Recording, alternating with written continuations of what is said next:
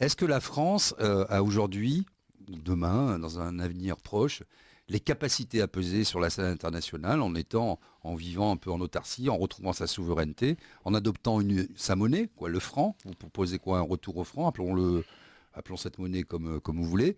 Est-ce qu'aujourd'hui, dans un monde multipolaire où on voit des puissances nationalistes très agressives, hein, que ce soit les États-Unis, la Chine, c'est le match annoncé, la Russie aussi qui se recompose et qui a un certain nombre de résultats, l'Inde, est-ce que la France peut peser quelque chose sur la scène internationale? Est-ce qu'elle n'est pas, parce que c'est souvent l'argument qu'on vous oppose, trop petite, tout seul, nous n'arriverons à rien. Oui, c'est un argument. Vous savez, ça fait 15 ans que, excusez-moi, je me dédier, mais ça fait 15 ans qu'on Oh, me je me pose fais l'avocat du oui, diable. mais Je vous suis avez là mille pour fois, ça. non, mais vous avez 1000 fois raison, parce que je sais que c'est les questions que se posent les auditeurs, de même qui se posent la question de savoir qu'est-ce que va se passer si on sort de l'euro. Alors je vous réponds d'ailleurs au passage. Oui, nous aurons recréé le franc, parce que le franc c'est la monnaie de la France. Le franc ça veut dire le libre. Et il a été créé la première fois en 1360 pour libérer Jean le Bon, qui avait été fait prisonnier pendant la guerre de 100 ans, à la deuxième bataille de Poitiers en 1356. Et donc c'est tout à fait symbolique. Je renvoie les auditeurs à ma conférence sur l'histoire de France. Ils tapent Asselineau, Histoire de France sur Internet, ils la trouveront. Et où j'explique tout ceci, c'est une merveilleuse symbolique. Après, le franc avait disparu, puis il a été recréé avec le franc germinal, puis il a de nouveau disparu, et on le recréera. D'ailleurs, il y a une corrélation très étroite entre la liberté de la France et l'existence du franc français. Alors, s'agissant de votre question, il y a un adage français qui dit « vaut mieux être seul que mal accompagné ».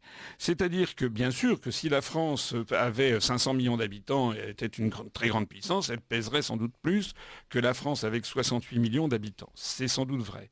Mais l'idée d'additionner des choux et des carottes pour faire une puissance, ça c'est une idée fausse. Regardez, vous avez des petits pays dans le monde, Israël. Israël, c'est quoi? C'est grand comme deux départements français, c'est 8 millions d'habitants.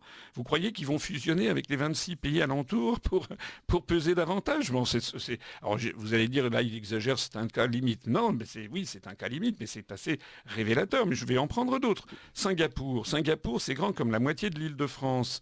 Il y a 5 millions d'habitants, 5-6 millions d'habitants. Le niveau de vie par habitant est supérieur à celui de la France.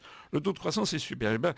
Je peux vous assurer que ce tout petit pays a une influence régionale dans toute l'Asie du Sud-Est et même dans l'Asie du Nord-Est qui est très importante.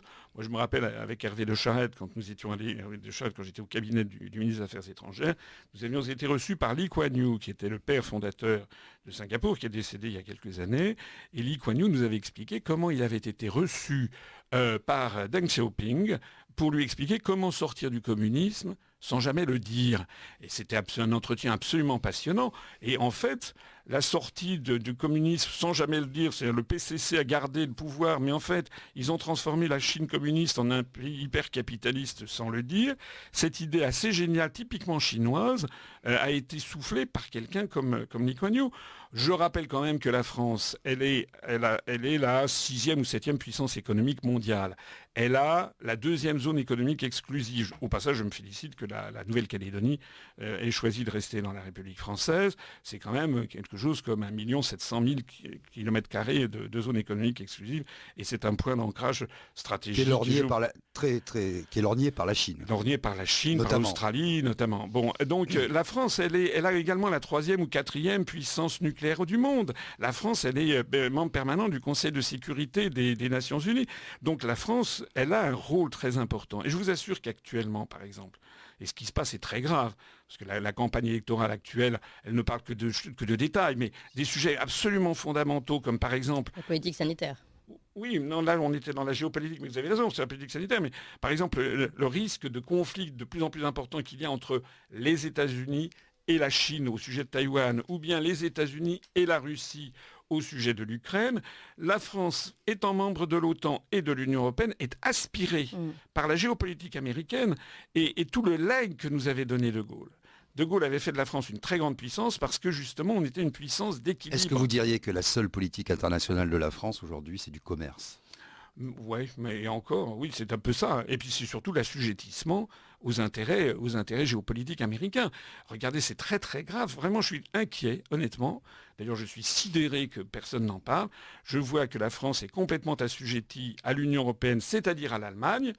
Or, les Allemands, là aussi, on n'en parle pas, mais le nouveau gouvernement allemand, c'est craignos, comme on peut dire. C'est-à-dire qu'on a un nouveau chancelier, on a une nouvelle ministre des Affaires étrangères, Madame Annabella Baerbock, je me prononce sans doute mal son nom, qui est très inquiétante. Elle est venue hier, avant-hier en France. Elle a dit que l'Allemagne s'opposera à tous les efforts de la France. C'est incroyable comme propre.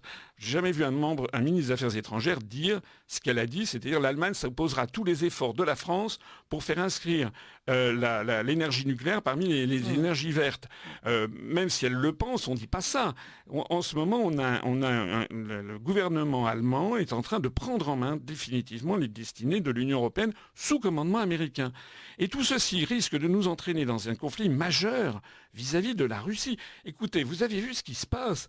2 jours de suite, la semaine dernière, les Russes ont intercepté 3 avions français qui étaient à quelques kilomètres des côtes de la Crimée, en mer Noire, qui venaient de France métropolitaine. Mais qu'est-ce que font nos avions militaires là-bas? Et maintenant, c'est la frégate Auvergne qui est également en mer Noire. Les Français, dans leur dos, tout ceci se passe. Est-ce que les Français se rendent compte qu'on est lancé dans un processus qui pourrait déboucher sur un conflit mondial avec la Russie? Vous pensez que la Russie, c'est l'Europe? Ah bah ça c'est le vaste sujet. Vous savez, lorsque Staline avait... L'Atlantique à l'Oural. Oui, alors la Russie, elle est à la fois européenne et à la fois asiatique. Lorsque Staline avait rencontré, je crois que c'était Mao, Absolument. Il avait dit, nous aussi, nous sommes des Asiatiques. En fait, c'est toujours un pays qui est entre les deux. C'est le grand décalage qu'il y a entre Non, mais ma question, la bien sûr, tentation slavophile et la tentation européenne. est-ce qu'il est toujours possible, et même aujourd'hui souhaitable, d'arrimer la Russie ou la Grande Russie à la conception européenne et française de la civilisation? Voilà, c'est ça l'idée, parce que de toute façon, la Russie, on voit qu'elle s'autonomise et qu'elle peut-être va-t-elle de plus en plus se rapprocher de la Chine. Écoutez, la France a un intérêt fondamental qui transcende tous les siècles et les régimes à être en bon terme avec la Russie. Ça remonte au mariage d'Henri Ier avec Anne de Kiev, donc au Moyen-Âge.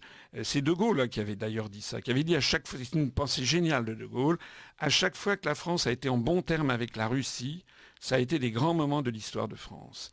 Et à chaque fois que la France a été en mauvais termes, ça a été des mauvais moments. D'ailleurs, De Gaulle datait le début de déclin de la puissance française du point de vue historique à la campagne de Russie lancée par Napoléon de façon imprudente. Et donc, actuellement, le même adage est là. Si moi j'arrive à l'Élysée, je vous assure que les premières choses que je ferai, à part lancer le processus de sortie de l'Union européenne, c'est de se rapprocher, exactement ce qu'avait fait De Gaulle, de nous rapprocher de la Russie, de la Chine, accessoirement aussi, mais c'est pas tout à fait accessoire, de l'Inde, du Brésil, enfin des grandes puissances pour faire...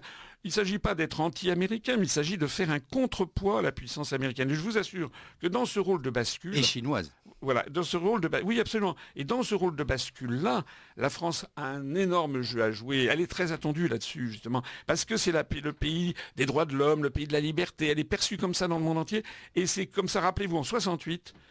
Ça, je me rappelle, moi j'étais enfant, mais il s'agissait de trouver un début de négociation d'accord de paix au Vietnam. Et tous les pays du monde y étaient passés. Mais trouver un pays qui puisse rassembler sur son sol les Américains, les Nord-Vietnamiens, le Viet Cong, le gouvernement du Sud-Vietnam, ils avaient cherché partout. Et finalement, le seul pays sur lequel tout le monde était tombé d'accord, c'était la France de De Gaulle, justement.